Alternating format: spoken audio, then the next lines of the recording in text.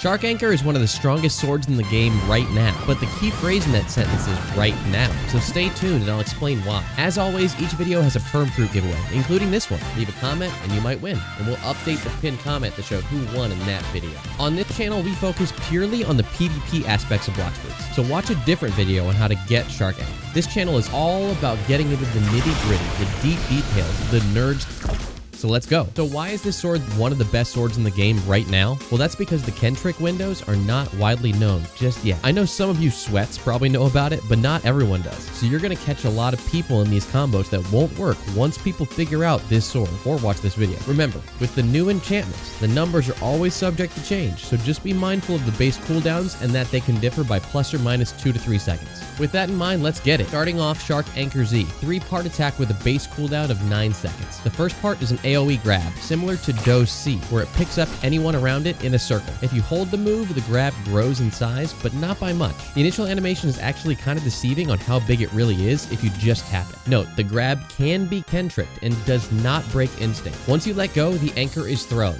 The throw itself can be Kentricked, only if it's not a direct hit. If you don't Kentrick it, it grabs you, similar to the AoE grab. And the final part of the move is a 2-part splash, basically an explosion. This part breaks instinct. The first splash knocks you up a predictable distance. The second splash sends you in a direction away from that initial blast. So super quick recap. AoE grab, that's Kentrickable. Second part, throw, Kentrickable if you miss. And finally, a 2-part explosion with it breaking instinct. Now that you know the defenses, let's talk offense. If you grab somebody with it and they do not Kentrick, you get a guaranteed combo on the ground. You can throw the opponent directly in front of you and get a free combo because the explosion has about a 0.7 second window before it sends them upwards. Now, if they Kentrick the grab, but you hit them with the explosion, remember the first explosion sends them up the same distance every time before the second explosion. So you can aim up and catch them with a stun or combo starter like Shark Anchor X, Portal Z, Spirit V, Rumble C, easy. Another option is Flash Step into Shark Anchor Z. It's not bad. Similar to Flash Step to Soul Guitar X, but Shark Z doesn't break observation, so you might just want to aim it straight down. Then it'll knock them straight up, just like Soul Guitar X would. Just note that the animation would not be as quick because you still have to spin the actual Shark Anchor and then throw it to the ground. Moving on to Shark Anchor X. This is like the inverse of Spiky Trident. Remember, combos are much easier to hit when you have the 2 conditions. 1, you're close to the opponent, and 2, when that opponent is sent in a predictable pattern every single time. Shark Anchor X accomplishes both of these goals beautifully. X has a base cooldown of 14 seconds and is a 2-part move. The first part is a dash that breaks instinct and drags the opponent with you until the max distance of the move and knocks them up slightly. If you miss completely, the knock-up animation will still play, but if you do hit them, it'll slam them downwards. Now, the slam itself is Kentrickable, and you're able to dash or flash step from out of here. It's very important to Kentrick this, otherwise we're talking about a guaranteed combo. Note that this is much easier to Kentrick than Spiky Trident, because you'll see the blue animation, you'll get dragged into the move, and you can Kentrick as you're moving up in the air, versus Spiky Trident sometimes comes through the fire and the flames, and you have no idea when to Kentrick. If the slam successfully hits, you get a guaranteed combo on the ground. You can hit them with things like Portal Z, Sanguine Z, Godhuman Z, etc. If you hit them in the air and they do not Kentrick, you can aim straight down where they're going to be sent for another guaranteed combo like this clip. As a reminder, Shark Anchor Z splash into Shark Anchor X is pretty goated, especially because X covers a solid distance, so it might be pretty easy to hit. It's a base rundown of the minute details of these specific moves on Shark Anchor. Now let's move on to enchantments. I personally opt for a cooldown build because I'm a gunman. Some people say I should use Strong Grip to get the 2k damage instead of starting a combo, but I like being able to use the moves 2 seconds earlier for a potential guaranteed combo. You can also go Sharpshooter for extra damage, but I don't like having longer cooldowns on my moves. I like to stick with Unreal for shorter cooldowns as a gunmate. Now, blessing wise, honestly, people don't know too much about blessings right now, but I like the Sea or the Frozen Blessing. Both of these do a good job in 1v1 because the Seasickness reduces their health regen to basically 0 and even pretty much negates Angel V3, and then Frozen reduces their movement speed by a ton. That way, even if they do Kentrick, if they rely on dashing to get out of your move, they're frozen, so they move a lot slower and it's harder for them to get away. Combo wise, Shark Anchor is a great combo starter or extender, as you could probably tell from this breakdown. I encourage you to just replace Shark Anchor moves for some of your existing combos, but here's a few combos if you're not feeling that creative. As a Blox Fruit main, you can chain close range Dragon C into Shark X. If they don't Kentrick, you can have Sanguine Z into C,